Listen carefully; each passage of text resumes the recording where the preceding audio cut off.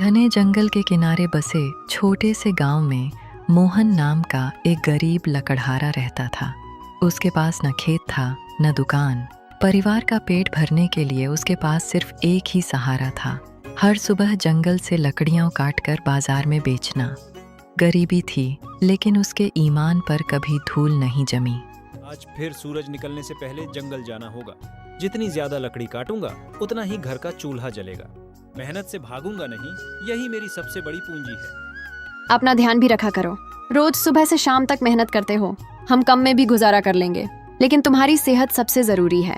चिंता मत करो सीता, मेहनत करने वाला कभी खाली हाथ नहीं लौटता। भगवान ने हाथ पैर दिए हैं, मैं उन्हें बेकार नहीं बैठने दूंगा। मोहन कुल्हाड़ी उठाकर जंगल की तरफ चल पड़ा। रास्ते में उसकी मुलाकात गांव के दूसरे लकड़हारे रघु से हुई, जो हमेशा जल्दी पैसे कमाने के रास्ते ढूंढता रहता था। मोहन, तू बहुत सीधा है, इतनी मेहनत करता है फिर भी गरीब है। अगर थोड़ा दिमाग लगा ले तो जल्दी अमीर बन सकता है। रघु, मुझे मेहनत की कमाई ही पसंद है। गलत रास्ते से आया पैसा ज्यादा दिन नहीं टिकता। मैं कम कमाऊंगा लेकिन ईमानदारी कभी नहीं छोड़ूंगा। तेरी यही आदत समझ नहीं आती। दुनिया चालाक बन गई है, सिर्फ मेहनत से कुछ नहीं होता, थोड़ी होशियारी भी चाहिए। होशियारी अच्छी बात है, लेकिन बेईमानी कभी नहीं। मैं चाहता हूँ कि लोग मुझे गरीब कहें, लेकिन झूठा या बेईमान नहीं।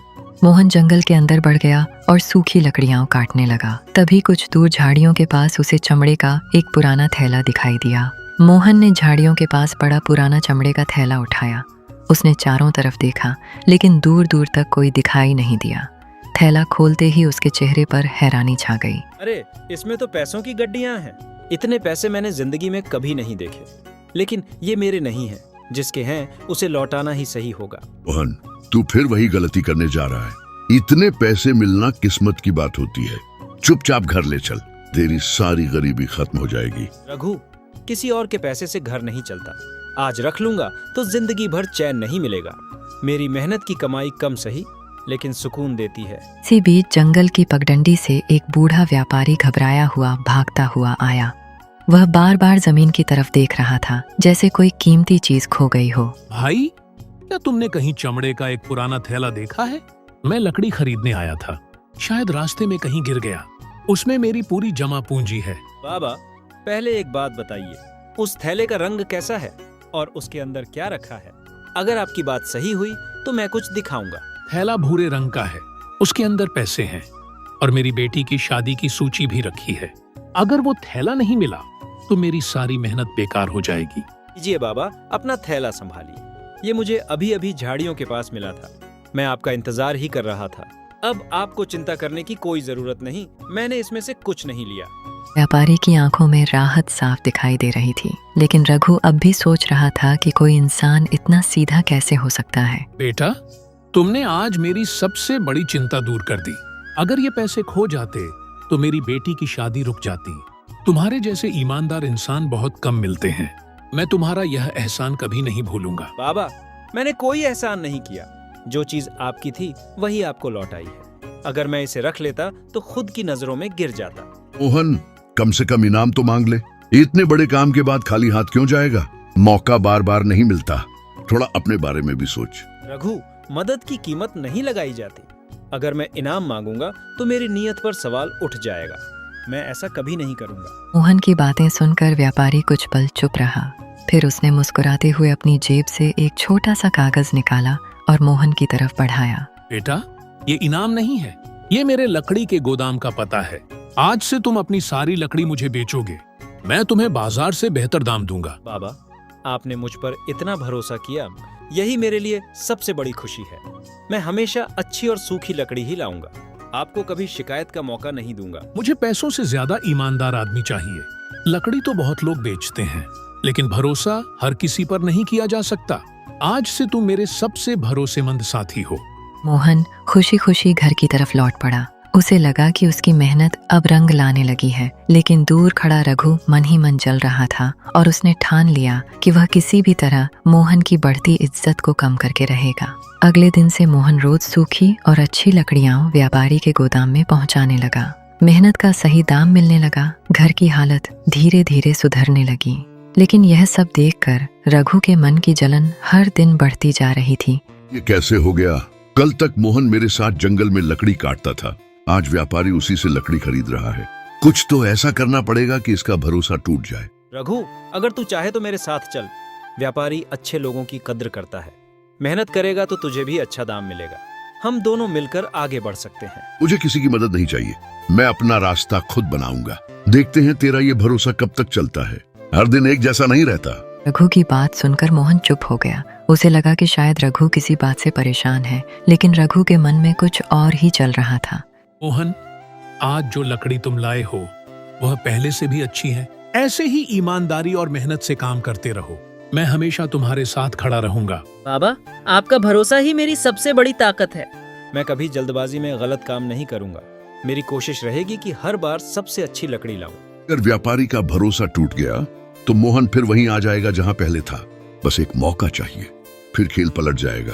उसी रात रघु चुपचाप जंगल की तरफ निकल पड़ा। उसके चेहरे पर मुस्कान थी, लेकिन इरादा बिल्कुल साफ नहीं था। अगली सुबह मोहन हमेशा की तरह जंगल पहुंचा, लेकिन आज माहौल कुछ अलग था। व्यापारी और गांव के कुछ लोग पहले से वहीं खड़े थे। सबके चेहरे पर चिंता साफ दिखाई दे रही थी।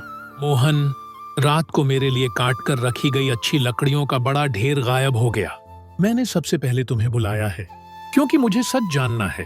तुम्हें इस बारे में कुछ पता है? बाबा, मैं अभी अभी घर से आया हूँ। मैंने किसी लकड़ी को हाथ तक नहीं लगाया। अगर चोरी हुई है तो असली चोर को ढूंढना जरूरी है। अरे और कौन करेगा? जंगल का रास्ता सबसे ज्यादा मोहन ही जानता है। हो सकता है ज्यादा पैसे कमाने के लालच में इसने ही लकड़ियां छिपा दी हों। रघु, इल्जाम लगाना बहुत आसान होता है, लेकिन बिना सबूत किसी को दोष देना गलत है।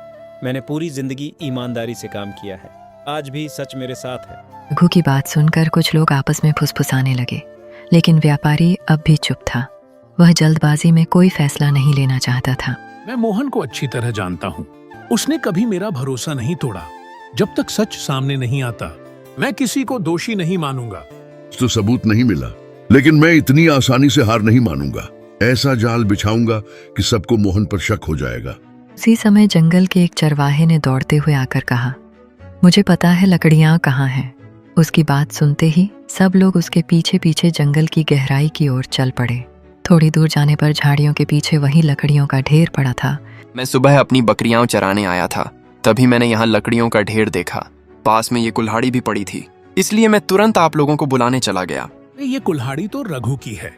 मैंने इसे कई बार इसी कुल्हाड़ी से लकड़ी काटते देखा है। अब मुझे समझ आ रहा है कि सच क्या है। नहीं, ये मेरी कुल्हाड़ी नहीं है। कोई मुझे फंसाने की कोशिश कर रहा है।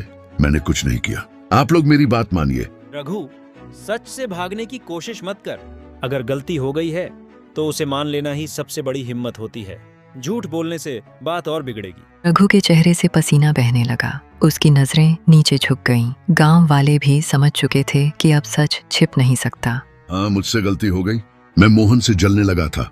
मैं चाहता था कि व्यापारी का भरोसा इस पर से उठ जाए, इसलिए मैंने लकड़ियां यहाँ छिपा दी थी। रघु, तुमने सिर्फ लकड़ियां नहीं छिपाई, तुमने एक ईमानदार इंसान पर झूठा इल्जाम लगाया। यह गलती बहुत बड़ी है, लेकिन फैसला गांव के सामने होगा। अगर रघु अपनी गलती मान चुका है तो उसे एक मौका मिलना चाहिए। इंसान गलती से नहीं, उसे दोहराने से बुरा बनता है। गांव के चौपाल में सभी लोग इकट्ठा थे। रघु सिर झुकाकर खड़ा था। किसी की आंखों में गुस्सा था तो किसी के मन में निराशा। तभी मुखिया ने सबको शांत रहने का इशारा किया। रघु, गलती मान लेना अच्छी बात है, लेकिन टूटा हुआ भरोसा सिर्फ शब्दों से नहीं जुड़ता। अब तुम्हें अपने काम से साबित करना होगा, तभी गांव तुम्हें फिर से अपनाएगा। मुखिया जी, मुझे अपनी गलती का पछतावा है।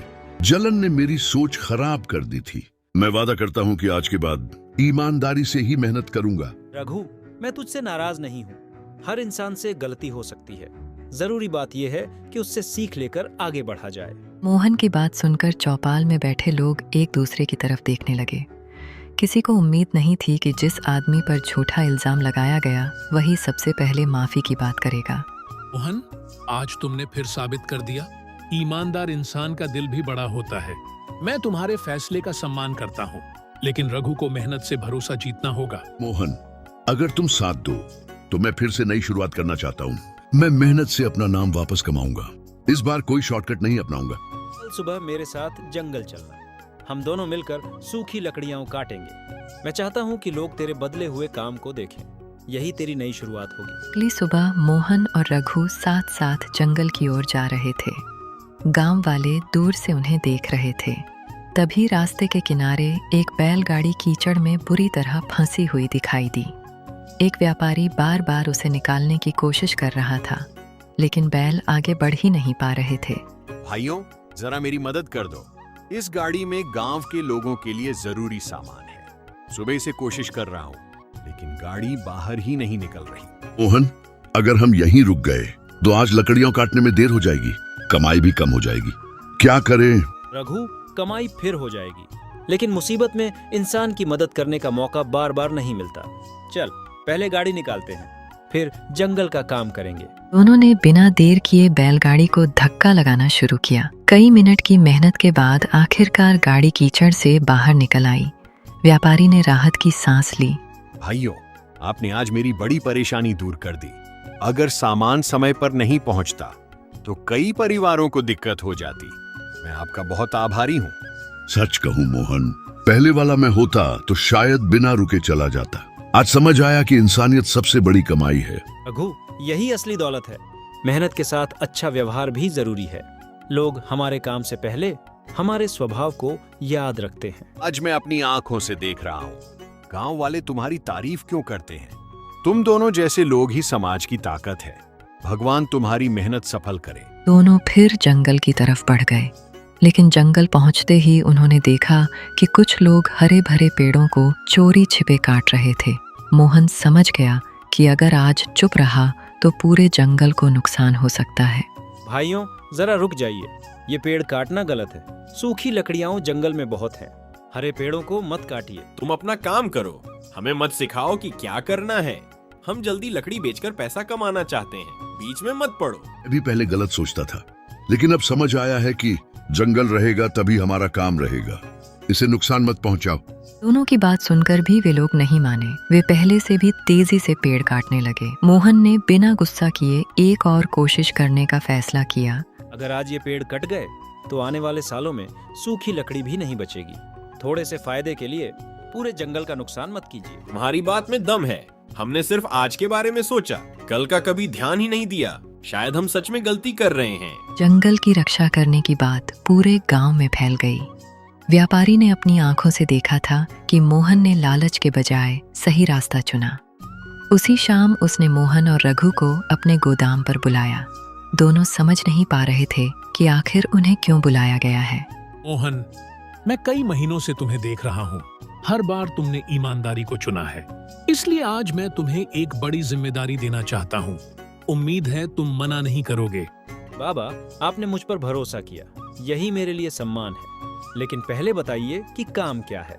अगर मेरी मेहनत से किसी का भला होगा तो मैं पूरी ईमानदारी से निभाऊंगा। आज से इस पूरे गोदाम की देखरेख तुम करोगे।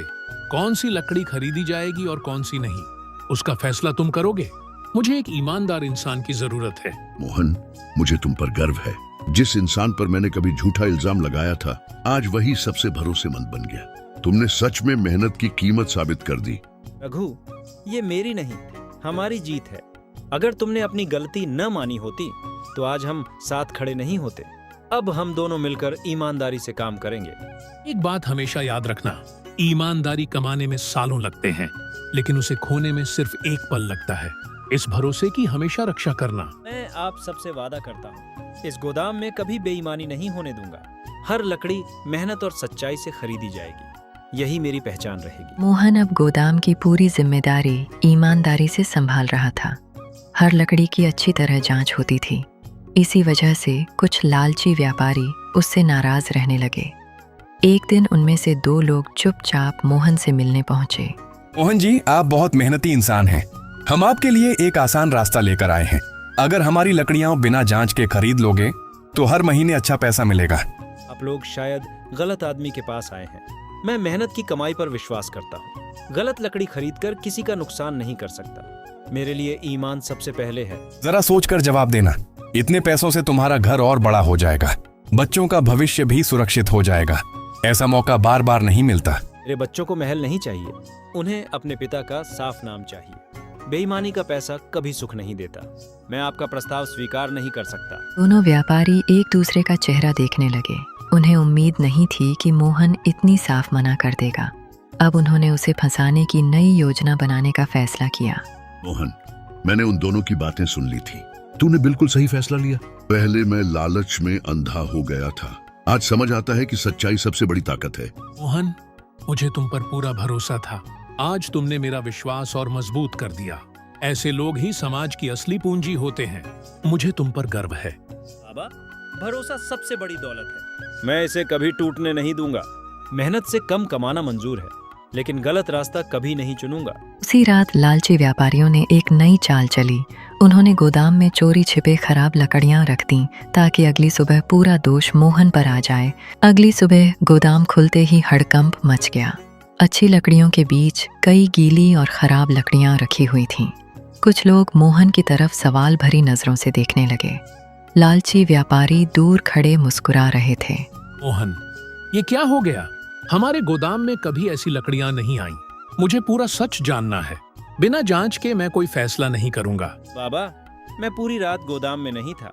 जब मैंने कल ताला लगाया था, तब यहाँ सिर्फ अच्छी लकड़ियां थीं। मुझे भी ये देखकर हैरानी हो रही है। मोहन, तुम झूठ मत बोलो। चाबियां तुम्हारे पास ही थीं। इसका मतलब साफ है कि ये काम तुम ही ने किया है। बिना सबूत किसी पर इल्जाम मत लगाइए। मैं मोहन को अच्छी तरह जानता हूँ। ये गलती इसकी हो ही नहीं सकती। पहले पूरी बात सामने आने दीजिए। तभी लालची व्यापारियों के साथ काम करने वाला एक नौजवान मजदूर आगे आया। उसके चेहरे पर डर साफ दिखाई दे रहा था। उसने गहरी सांस ली और सच बोलने का फैसला कर लिया। मालिक, गलती मोहन की नहीं है।